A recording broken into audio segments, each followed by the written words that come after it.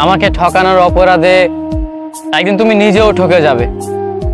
আমাকে ভীষণভাবে ঠকানোর জন্য হলেও একদিন তুমি কারো কাছে ঠকে যাবে। এই যে আমি তোমাকে এত ভালোবাসি ভালোবাসি বলছি, অথচ তুমি আমাকে কোনো গুরুত্ব দিচ্ছ না। একদিন তুমিও ঠকে যাবে। কোনো মানুষ তোমাকে ভীষণভাবে ঠকাবে, তখন তুমি তাকে প্রচণ্ড বলবে যে আমি তোমাকে ভালোবাসি, আমাকে ছেড়ে যেও না। এই কথাগুলো বলার পরও সেই মানুষটা তোমাকে ছেড়ে যাবে। তুমি হিসেবটা মিলিয়ে নিও, একদিন তোমার সাথে ঠিক সেমটাই ঘটবে যেটা আজকে আমার সাথে হচ্ছে।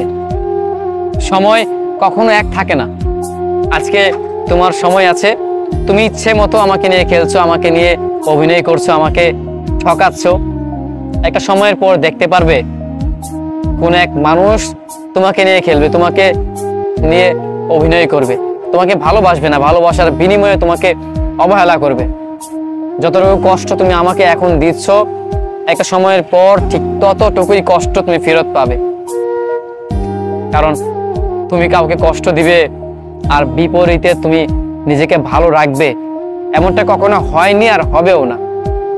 কোনো মানুষ এই কাজটা করেছে যে একটা মানুষের হৃদয়ে কষ্ট দিয়েছে, একটা মানুষের মনে ব্যথা দিয়েছে, আর সেই মানুষটা অনেকটাই ভালো আছে, নিজেকে ভালো রেখেছে, এমন মানুষ কখনো খুঁজে পাবে না।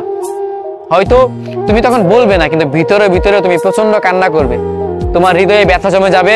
তুমি সেই কথাগুলো, সেই ব্যথাগুলো কাউকে বলে বোঝাতে পারবে না। একদিন তুমি আসলেই অনেক কষ্ট পাবে। জানো আমি কি চাই? আমি চাই মাঝে মাঝে যে এই কষ্টটা তুমি না পাও, কারণ এই কষ্টটা হয়তো আমি সহ্য করে নিয়েছি, কিন্তু তুমি কিংবা তোমার মতো মানুষগুলো কখনো এই কষ্টটা সহ্য করতে পারবে না।